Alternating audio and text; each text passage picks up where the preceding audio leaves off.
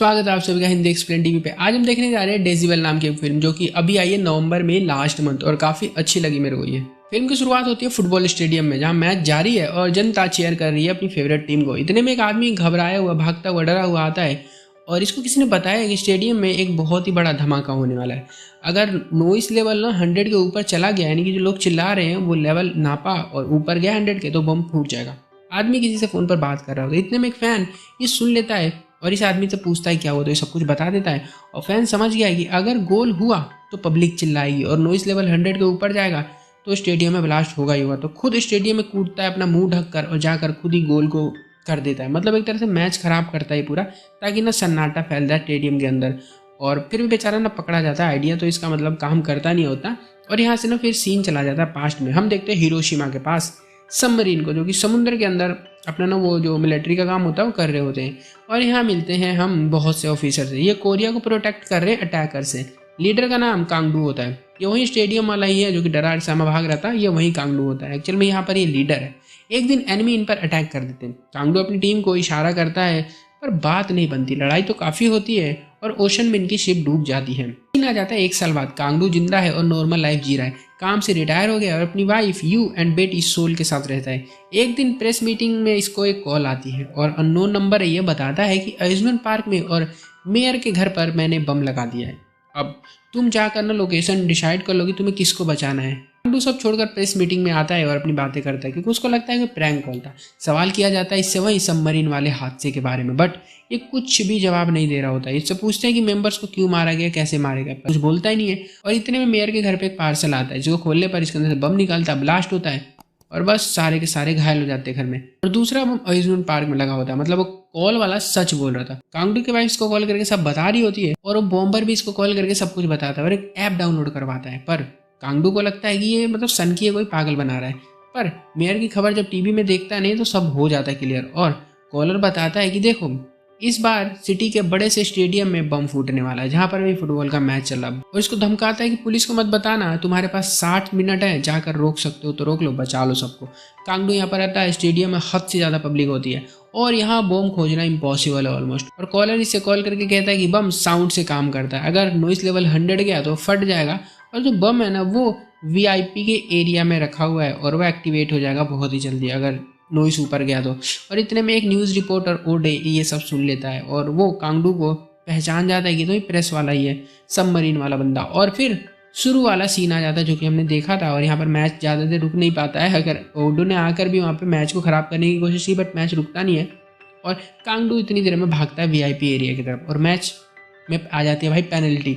अब भाई पेनल्टी आया तो गोल तो होगा और ये लोग भाई गोल मार देते हैं। पब्लिक बहुत चिल्लाती है और साउंड क्रॉस कर जाता है 100 को और बम एक्टिवेट हो जाता है।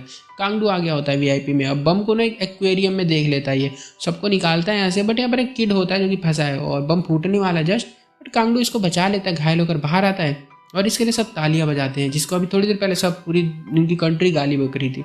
और जाते हुए फिर से बोमर कॉल करता है इसको और कहता है इस बार ना मैंने एक रिजॉर्ट के स्विमिंग पूल में बम लगाया है जहाँ पर लोग भरे हुए हैं, तो जाके बचा ले, तेरे पास बस 60 मिनट है। और वो लोकेशन काफ़ी दूर है तो ये ओडे से उसकी कार मांगता है। ओडे कहता है मैं भी चलूँगा, तो ये भी इसके साथ चल देता है। और यहाँ सोल अकेली घर जा रही होती है, इसकी बेटी है ना वो, तो इसको ना मासूम बच्ची को किडनैप करके लेके चला जाता है। टाइम रहते कांगडू आ गया होता है रिजॉर्ट पर और बोमर इसे कॉल करके इसकी बेटी की फोटो भेजता है जो कि किडनैप है, काली कलर की कार में होती है। कांगडू का दिमाग खराब हो जाता है देखकर। ये स्विमिंग पूल में जाता है बम को खोजने के लिए और ओडे को कहता है कि जाओ ब्लैक कार खोजो, उसमें मेरी बेटी है, वो इधर ही कहीं पार्क होगी कार। और इस बार खोजने पर पता चलता है कि बम एक्चुअल में पानी में रखा होता है। तो कांग पूल में कूद के बम निकालने गया होता है और यहाँ पर इसकी वाइफ यू बॉम्ब सूट पहनकर अम्यूजमेंट पार्क का बॉम्ब डिफ्यूज कर रही होती है।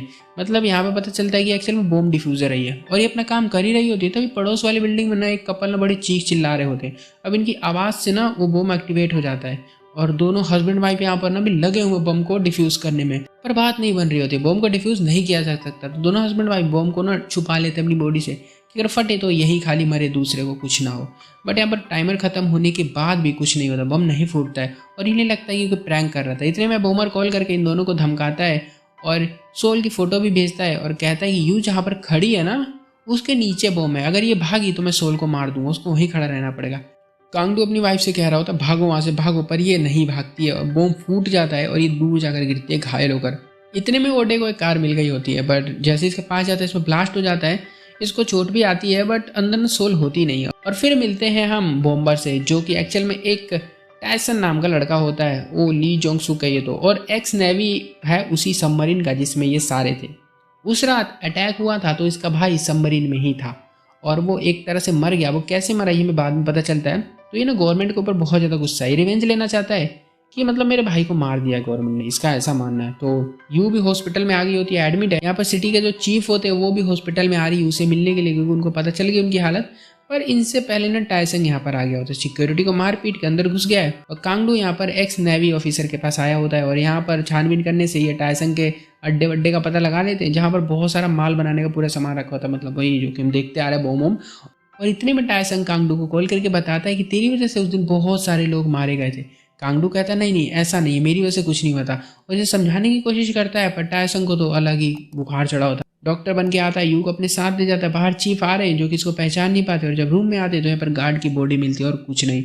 और ऑर्डर देते हैं कि जल्दी से इस एरिया को सील करो, ब्लॉक करो। और इतने में टायसन ड्राइवर को उनके मार पीट के इनकी कार लेकर भाग जाता है। कांगडू हैंग को कॉल करके सब कुछ बता रहा होता है और बम बनाने वाली जगह पर लोकेशन भी दे देता है। वहाँ पर पहुँच जाते हैं लोग और कांगडू आता है होटल में, जहाँ पर सोल मिलती है इसको। पूरी बॉडी पर उसका बम बंधा हुआ होता है और हान अपनी टीम लेकर टायसन की बिल्डिंग में पहुंच गया होता है। सभी बम होते हैं अलग अलग शिप के होते हैं, इन्हें डिफ्यूज करना बहुत मुश्किल है। और टायसन बम जैकेट पहनकर आ गया होता है होटल में, सबको ग्रीट करता है। और कांग भी इसकी आवाज़ सुनता है ना तो इसके पास आ जाता है, उसे रोकने की कोशिश करता है कि गलत है, मत करो ये सब। पर टायसन अपने भाई की मौत का जिम्मेदार इसको बता रहा होता है। और इसके बाद हम एक फ्लैशबैक देखते हैं, हादसा होने के 11 दिन बाद सबमरीन के अंदर क्या हुआ था। टायसन का भाई इसे बता रहा था कि कैप्टन कांगडू हमें बचा सकते थे उस दिन। इतने में कांगडू को मैसेज आता है कि अभी 15 दिन लगेंगे यहाँ से हेल्प भेजने में तुम लोगों के पास, और सबमरीन में ऑक्सीजन बस 19% बचा हुआ है। तो सब परेशान है, पैनिक में है, क्योंकि बहुत जल्दी मर जाएंगे। 19% ऑक्सीजन पर इतने लोग सर्वाइव नहीं कर सकते हैं 15 दिन। कांगडू कहता है कि ये तो धागा, मेरे हाथ में धागा है, जिसके हाथ में छोटा धागा आया वो शहीद होगा और जिसके हाथ में बड़ा धागा आया वो सर्वाइव कर जाएगा, वो जिंदा रहेगा। सब एक एक करके धागा निकालने लग जाते हैं इसके हाथ से। टायसन को बड़ा धागा मिलता है और टायसन के भाई को छोटा वाला मिल जाता है।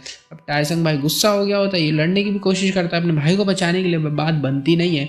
और इसकी आंखों के सामने ही सबको बाहर भेज दिया जाता है, इसके भाई के साथ साथ जितने भी छोटे धागे उठाने वाले लोग थे। और यहाँ पर कांगडू ने ये सब इसलिए किया क्योंकि ऑक्सीजन कम था सबमरीन के अंदर। यहाँ प्रेजेंट में टायसन कहता है कि यू कार में ट्रैप है और तुम्हारी बेटी यहाँ पर है, अब दोनों में से किसी एक को बचा लो, तुम्हारे पास 3 मिनट है। और मामला और गंभीर करने के लिए इससे लड़ाई भी कर देता है। एंड में हान आकर टायसन को शूट करके इसको मार देता है और अब 90 सेकंड बचे होते हैं। अब कांगडू के पास कोई ऑप्शन नहीं, बिल्डिंग से कूद जाता है, अपनी वाइफ को बम डिफ्यूज करता है और अब बच रहे हैं सिर्फ 23 सेकंड। ये जल्दी से कार चलाकर बिल्डिंग में घुसता है और अपनी बेटी का भी बम अच्छे टाइम पर डिफ्यूज कर देता है। और फिल्म के एंड में हम देखते हैं कांग को, जिसको अपनी गलती का एहसास हो, अपनी गलती को मानता है। वो कहता है कि वो सब मेरी बेवकूफ़ी भरे फैसले की वजह से हुआ था कि मैंने कितने साल लोगों की एक तरह से जान ले ली थी बस धागे का इस्तेमाल करके। मतलब वहाँ पे वो एक तरह से गेम खेला उसने और जो भी था, बट उसके पास भी कोई ऑप्शन नहीं था, वो उनका लीडर था। बट उससे भी अच्छा ऑप्शन वो कुछ सोच लेता, बट उसके पे था नहीं, तो उसने यही किया कि मार ही दो आधे लोगों को, तो उसने ऐसा ही किया था। अगर वीडियो अच्छी लगी तो वीडियो को लाइक जरूर कर देना, चैनल को सब्सक्राइब कर दो और भी ऐसे ऐसे वीडियोस को देखने के लिए। मिलता हूँ तब तक के लिए, बाय।